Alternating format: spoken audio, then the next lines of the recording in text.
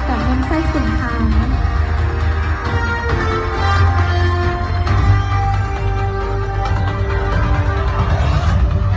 พร้อมด้วยขอเรียนเชิญแขกการนำได้แขกกิติมศักดิ์เนาะขึ้นสู่เวทีเพื่อความเป็นสักขีพยานในงานครั้งนี้ด้วยเนาะขอเรียนเชิญเนาะ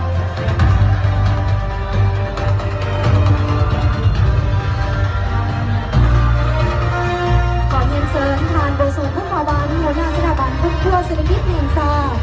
และขอเรียนเชิญทางด้านแขกผู้มีเกียรติเนาะขึ้นสู่เวทีเพื่อเก็บภาพแห่งความประทับใจในงานครั้งนี้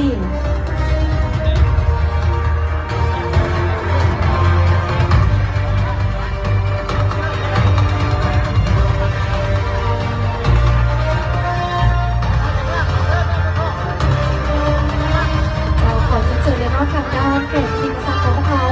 เพื่อว่าภาพที่ถ่ายมาจะออกมาอย่างสวยงามนั่นเองเนาะเพื่อความเป็นสักขีพยานในการเปิดนำไส้เส้นทาง16อย่างเป็นทางการนั่นเอง